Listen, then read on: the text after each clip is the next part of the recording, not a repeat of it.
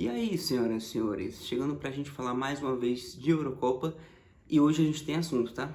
A gente vai falar do melhor jogo da Eurocopa até aqui, de duas seleções que jogaram muito bem nessa primeira rodada e que ninguém esperava, de craques que deixaram a desejar para a primeira rodada e também de recordes absurdos quebrados.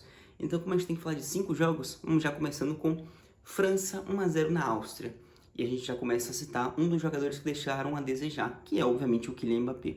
Mas como um todo a seleção da França não fez nem de longe uma das suas melhores partidas. A gente espera muito da França e com obviedade, né? Nas últimas duas Copas do Mundo, a França foi campeã em uma e finalista em outra. Se a gente pega o elenco, o time titular, na verdade, que começou o jogo contra a Áustria na segunda-feira, a gente tem no gol manhã a linha de defesa com Koundé, Upamecano, Saliba e Theo Hernandes, o meio de campo com Kanté e Rabiot, que eu acho que é a única peça que estou ali, o Rabiot, mas é um homem de confiança do Deschamps, apesar de que eu escalaria Camavinga ou Tchouaméni facilmente, e à frente Dembélé, Griezmann, Thuram e Mbappé, com muita liberdade para o Mbappé trocar de posição, vir para a esquerda, vir para a direita, o Thuram ocupar o centro do ataque, muita variação, muita velocidade no ataque nessa transição entre posições, o que ajudaria a dificultar a atuação das defesas. Mas não foi isso que a França conseguiu fazer contra a Áustria. 1-0 que veio com um gol contra do Wöber, num erro da Áustria, é um dos poucos erros, porque o time austríaco fez uma partida muito forte defensivamente, muito preciso, então era normal que a gente visse a Áustria se defender mais. Só que isso também seria um desafio em se defender com precisão, e a Áustria conseguiu. A França só finalizou 3 vezes ao gol, e ainda assim, o jogo da Áustria foi tão competente que ela não só se defendeu, ela teve oportunidades. A do Baumgarten, por exemplo, no lance que ele acaba, o cruzamento do Moené, o Sabitzer desvia na área e o Baumgarten fica na dúvida, ele hesita entre finalizar o drible amanhã e acaba não fazendo nenhum nem outro, e a bola desviada no manhã, nele e para fora, é uma chance claríssima que a Áustria não poderia perder. E teve mais uma ou duas que a Áustria teve a oportunidade de fazer o gol. Então, a Áustria produziu chances claras, assim como a França, é verdade. E, surpreendentemente, terminou o time austríaco com mais posse de bola. Então, é uma amostra do que a Áustria fez. Um time que conseguiu jogar de maneira competitiva e de igual para igual com a França. E ninguém esperava isso. A gente esperava, eu não digo que eu esperava uma goleada, porque eu sabia que a França ia enfrentar muito provavelmente uma retranca, mas esperava mais facilidade, não dá para negar. E não se teve. A França não teve facilidade, a França fez 1-0 num erro também de defesa, um dos poucos erros da Áustria. O Moené, que inclusive jogou até razoavelmente bem e seria o cara que iniciaria a jogada daquele possível gol da Áustria. Ele erra na saída de bola, na pressão alta da França, a bola fica com o Mbappé, ele vai na linha de fundo, faz o cruzamento e o Wöber, na tentativa de tirar, faz o gol contra. Mas a gente viu uma França que teve poucas oportunidades, muito por conta do sistema defensivo muito bem montado austríaco, mérito da Áustria e demérito da França, mas que no todo acaba ganhando de 1-0. O Mbappé perde uma grande chance clara de gol, né? Bate para fora, então não entra nesses 3 chutes a gol que a França teve. Se esperava mais. Eu acredito que a França vai melhorar, eu acredito que a França vai melhorar principalmente em desempenho, caso enfrente uma seleção mais disposta a jogar do que foi a Áustria. A Áustria se baseou também, apesar de ser competitiva e conseguir equilibrar a partida, ela tinha muita atenção defensivamente e evitava correr certos riscos, com todo, sem demérito algum, sem julgamento algum nisso, porque se enfrenta uma das últimas 2 campeãs do mundo. Um resultado interessante à medida do possível de desempenho para a Áustria, mas muito melhor para a França em questão de resultado mesmo, porque com os 3 pontos se igualou a Holanda nos mesmos 3 pontos da liderança do grupo, e agora a gente vai ter França e Holanda na segunda rodada, e um dos jogos que pode ser, tem na teoria, um dos melhores jogos dessa segunda rodada, que deve decidir a liderança. Na competição de tiro curto, 3 jogos, somar 2 vitórias, muito provavelmente vai fazer uma dessas 2 seleções líder. Então é um jogo muito interessante. Eu acho que a França pode ter até caminhos mais fáceis, já que eu acredito que a Holanda vai se expor mais do que a Áustria fez, até para buscar uma liderança, para buscar resolver a sua vida. E como está em aberto, e como teria um jogo à frente também para, em caso de derrota contra a França, acho que a Holanda vai se expor mais, é um jogo mais aberto, e eu acho que a França pode inclusive melhorar nisso, apesar de que não terá Mbappé machucado. O Mbappé teve uma torção, na verdade ele quebrou o nariz e só voltará na terceira rodada caso a França precise muito, segundo as informações. Se a França precisar de uma vitória na última rodada, o Mbappé voltaria para o sacrifício, caso se classifique com facilidade, caso vença a Holanda, o que é amplamente capaz pelo elenco que tem, de mesmo sem o Mbappé vencer a Holanda. Caso vença, ele só voltaria nas oitavas de final com a máscara, que deve jogar até o final da Eurocopa. Vamos dar sequência com o grupo da Bélgica, né? E aí entra a zebra que a gente tem que falar. A Eslováquia venceu a Bélgica por 1-0 em um jogo em que, apesar dos gols anulados que o Lukaku teve no segundo tempo, o primeiro tempo, para mim, é da Eslováquia, em nível de desempenho apresentado, em nível de algo que se propôs ter feito melhor. A Bélgica era a favorita, a Bélgica tinha que se propor a atacar, se propor a ir para cima. A Eslováquia, como a Zarona, ela ia se defender mais, só que ela se defendeu pressionando com linha alta, tá? E assim surge o primeiro gol. A Eslováquia, na roubada de bola no campo do adversário, praticamente na área da Bélgica, faz 1-0 com o Schirans, o rebote ele faz, e é uma Bélgica que, apesar de ter tentado mudar as condições do jogo, ter conseguido até criar uma boa oportunidade, algumas boas oportunidades no primeiro tempo, mas principalmente no segundo, a Bélgica conseguindo furar o bloqueio eslovaco, teve 5 finalizações a gol, 16 tentativas, teve mais posse. No segundo tempo, consegue esses 2 gols anulados do Lukaku, o primeiro por impedimento e o segundo a jogadaça que o Openda faz, mas teve a condução com a mão, que tinha que ser anulado, ele cruza bem, o Lukaku faz o gol. Mas no todo, a Bélgica, cara, não é um resultado injusto, sabe? Não fica a sensação de que a Bélgica merecia vencer, ou até que um empate seria o mais justo. Faz sentido a vitória da Eslováquia. Pelo que jogou, foi competitiva, conseguiu incomodar a Bélgica no que se propôs a jogar, se defender e pressionar alto para tentar recuperar a bola, sair em velocidade, fez muito bem. A Eslováquia teve boas tramas em contra-ataque em velocidade, poderia ter feito mais gols. E no todo, mereceu a vitória. A Bélgica perdeu oportunidades no primeiro tempo, com o Lukaku, inclusive, que não poderia ter perdido, e sai com a principal zebra da primeira rodada, num grupo que foi baseado pelas zebras, né? Se a gente imaginava a Bélgica e a Ucrânia vencendo os primeiros jogos nesse grupo, a gente termina a primeira rodada com a Romênia como líder do grupo, segunda a Eslováquia, terceiro a Bélgica e quarta a Ucrânia, já que a Romênia venceu a Ucrânia por 3-0, no que eu considero mais uma zebra, tá? E a Romênia jogou muito bem, cara. Entra mais um tópico do que eu citei pra vocês no início do vídeo. 2 seleções que ninguém esperava muita coisa nessa primeira rodada, que jogaram muito, ou que particularmente eu não esperava. A Romênia, que eu acho que aí é convicção para todos, é como um acordo. Eu não esperava muito também da Turquia, mas a gente vai estar muito mais pra frente. Só que a Romênia deu uma aula pra Ucrânia, cara. A Ucrânia, além do 3-0 ser muito notório, o gol do Stančić no primeiro tempo, um golaço, e no segundo tempo, o Razvan Marin e o Denis Dragos fazendo o gol aos 53 minutos e aos 57, foi muito além disso. O 3-0 reflete o que foi o jogo. A Ucrânia sofreu na mão da Romênia. A Ucrânia não conseguia se encontrar. A Romênia se defendia muito bem, aliás, baita partida do Dragozinho, um zagueiro jovem, alto, muito bom de bola, jogou muito bem. Era o pilar de um sistema defensivo bem montado da Romênia, que conseguia se defender bem e que conseguia, como um todo um time, se defendia e saía muito bem em velocidade e criava chances, e quando tinha a bola sabia o que fazer com a bola, diferente do que foi a Ucrânia. A Ucrânia, com peças como tem, como Dovbyk, que não conseguiu, teve poucas oportunidades no jogo porque não conseguia se colocar no jogo e nem os seus companheiros o conseguiam colocar. Ele, como esse 9 mais alto, mais brigador na área, apesar de ter uma boa velocidade, ele precisa ser posto em jogo, ele precisa ter chances criadas para ele.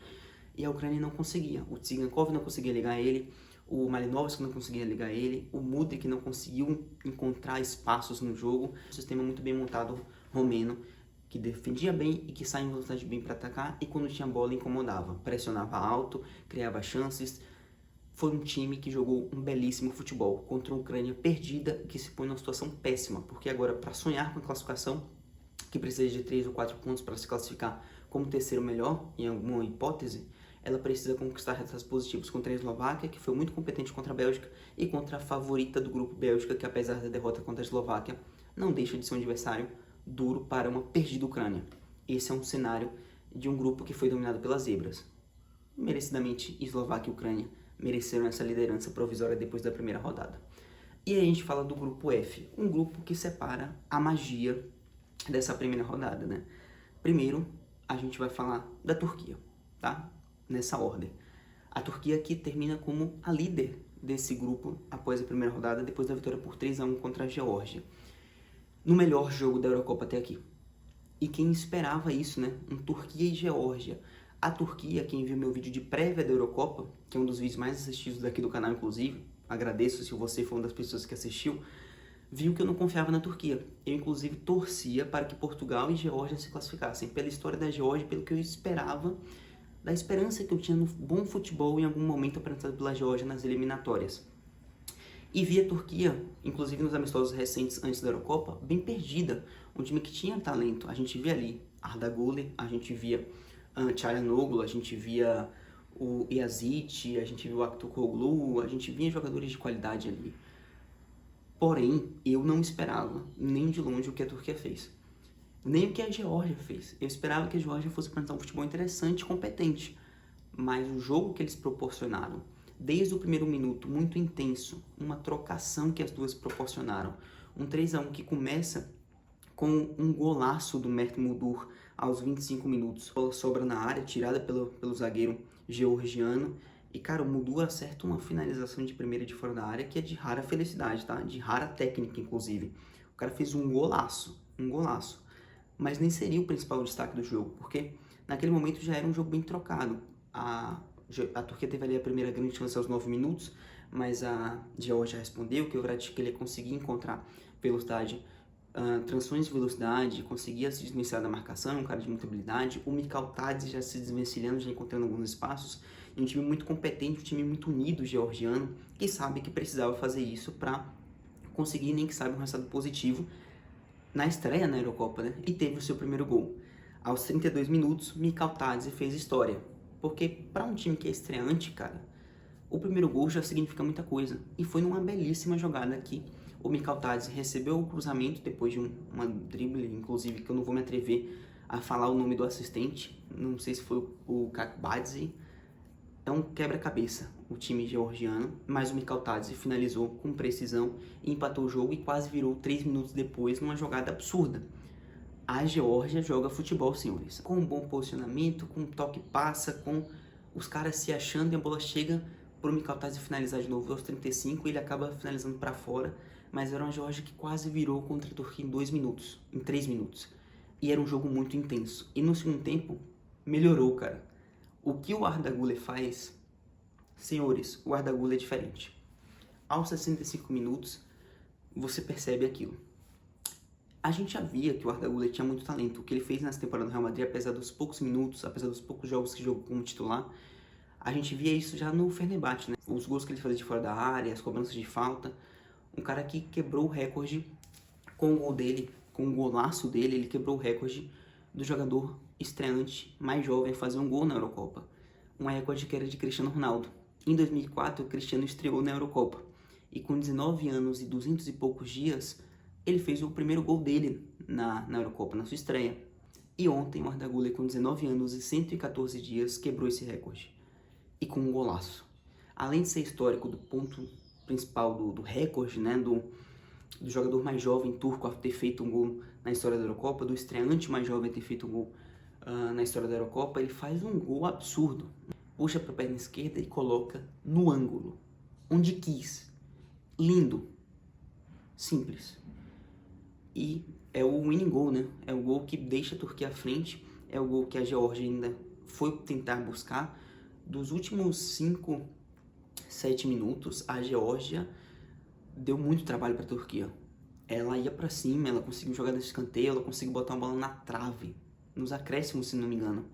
E com essa Geórgia em cima, no último minuto, um escanteio, Mamardashvili na área, a bola é retirada, sobra no jogador georgiano, mas ele vacila, tem a bola roubada pelo Aktürkoğlu e ele sai correndo o campo inteiro sem goleiro para finalizar e fazer o 3-1, no que é o melhor jogo da Euro até aqui e que vai ser difícil de tirar esse posto, tá?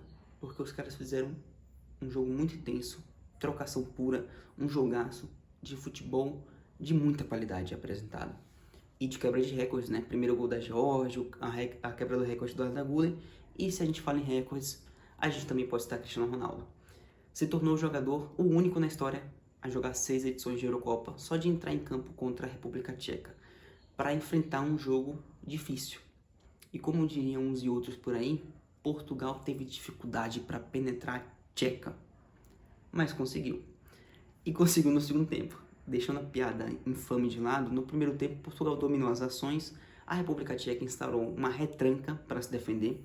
Portugal tentava, o Cristiano inclusive, cara, muita gente fala, aproveita a oportunidade para dizer que o Cristiano sumiu, o Cristiano não jogou, não apareceu, que foi salvo por um anônimo, que sem pênalti, sem gol, mas o Cristiano jogou muito bem, tá? Com 39 anos, o Cristiano fez uma partida muito interessante. é fato que a República Tcheca se defendeu bem, mas o Cristiano sai da área, o Cristiano se propôs a tentar participar mais do jogo. Quando foi encontrado, tentou finalização de cabeça, acabou perdendo uma oportunidade ou outra, um passe do Bruno Fernandes, que eu acho que ele não estava impedido, ele acaba finalizando e o goleiro tcheco defende bem. Mas ele participa do jogo, ele inclusive fez para mim que foi uma boa partida. Faltou a pressão de fazer o gol, faltou que, mais ainda finalizador no auge dos 39 anos, o gol define muito se ele, diz muito se ele fez ou não uma partida boa, apesar de não poder ser levado à risca, porque ele fez sim um bom jogo, pelo que ele participou, pelo que se propôs, mas, sem dúvida nenhuma, no segundo tempo a partida foi decidida e ele não participou efetivamente da decisão.